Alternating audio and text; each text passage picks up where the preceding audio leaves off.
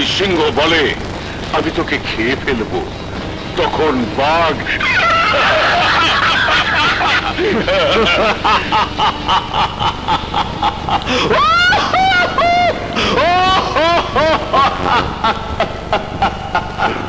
জীবন চৌধুরী, কেন হাসলাম জানিস? আরে তোরা যে কত বড় মূর্খ, কত বড় বোকা। তোরাই আর সিংহ হলো বনের রাজা।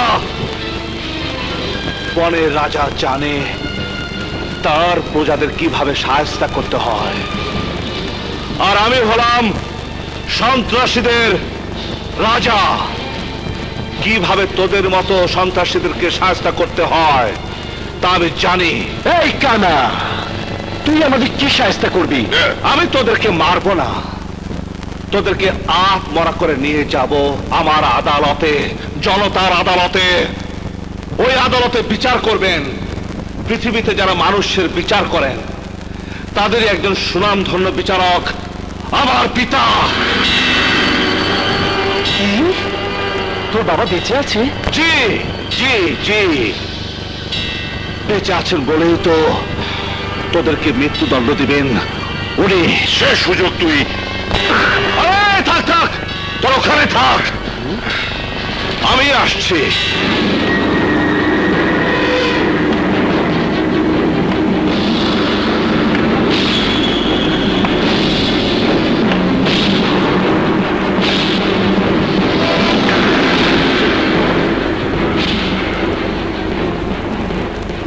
এতদিন তোরা আমাকে আঘাত করে শেষ করে দিতে চেয়েছিলি, আজ আমি এমন পাল্টা আঘাত করব তোরা ঠিকই বাঁচবি, কিন্তু মরবি না।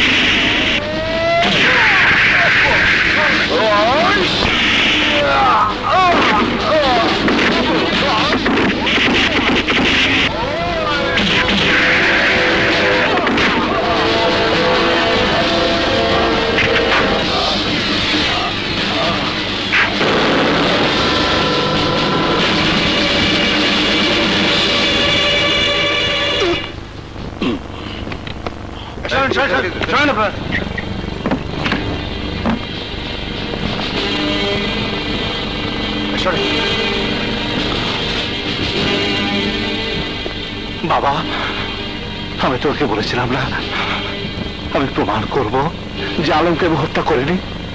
এই যে বাবা, এই যে বাবা, সেই প্রমাণ।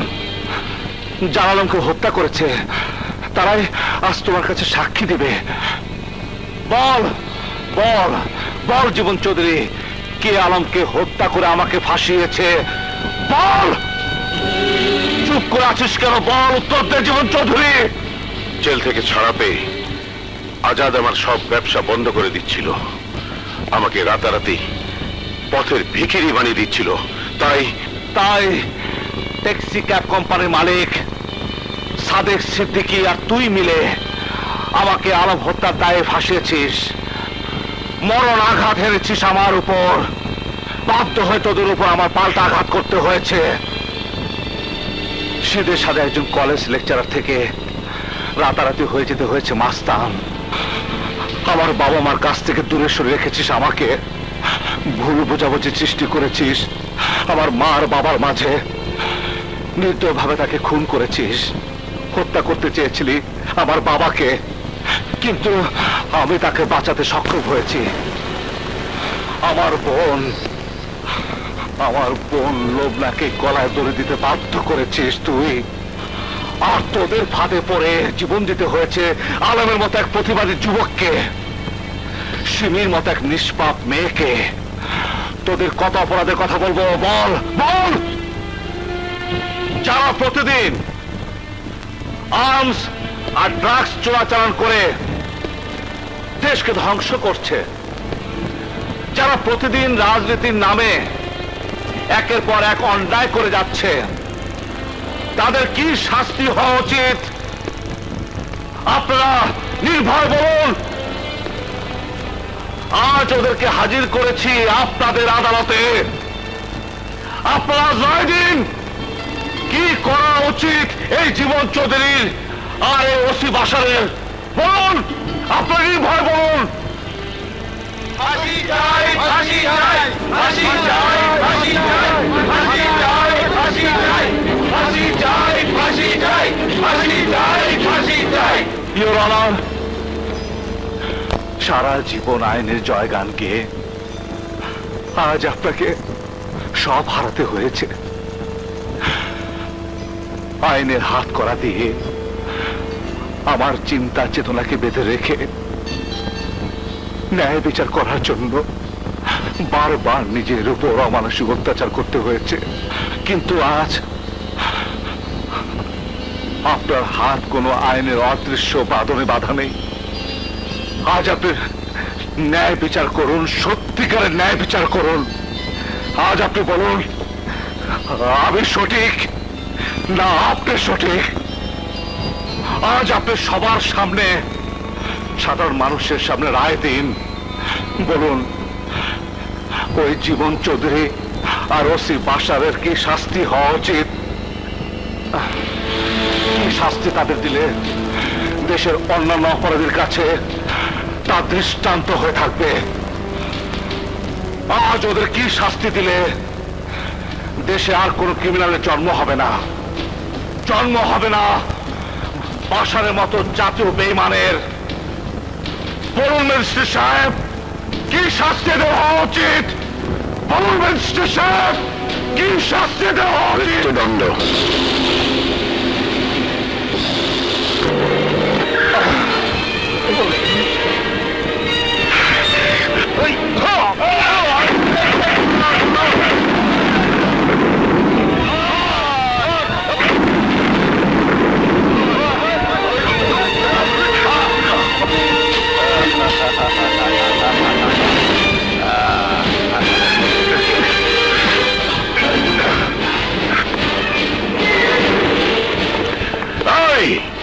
তুই তো আমাদেরকে ফাঁসি দিয়ে মেরে ফেলতে চেয়েছিস। তোর ম্যাজিস্ট্রেট বাবা 302 ধারা ঘোষণা করেছে, আমাদেরকে মেরে ফেলার নির্দেশ দিয়েছে। তোকে এমন ধারায় মারা হবে তোর বাবা কেন, তোর 14 গোষ্ঠীও বাঁচাতে পারবে না।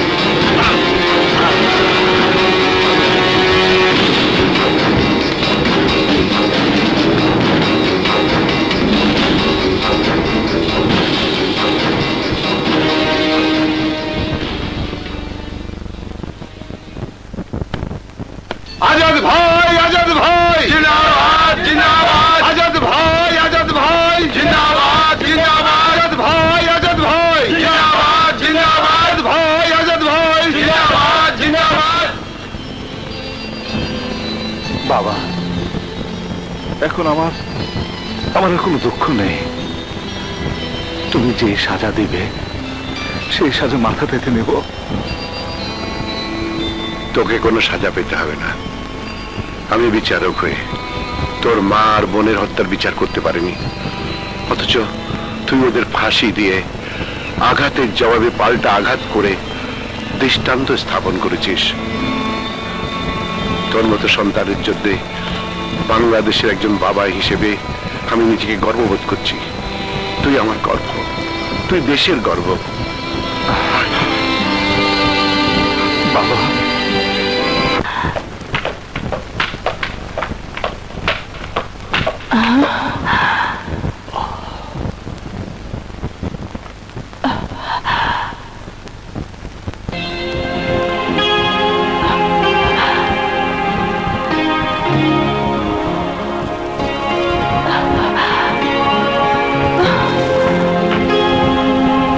সকল সাক্ষ্য প্রমাণের ভিত্তিতে দেখা যায় জনাব জীবন চৌধুরী ও পুলিশ অফিসার বাসার জঘন্যতম অপরাধী।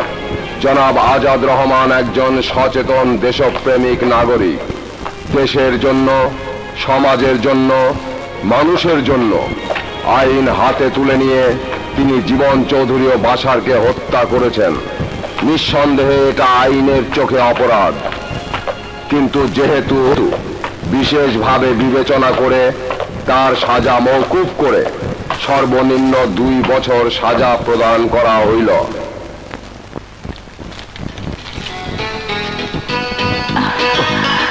আজাদ, আজাদ,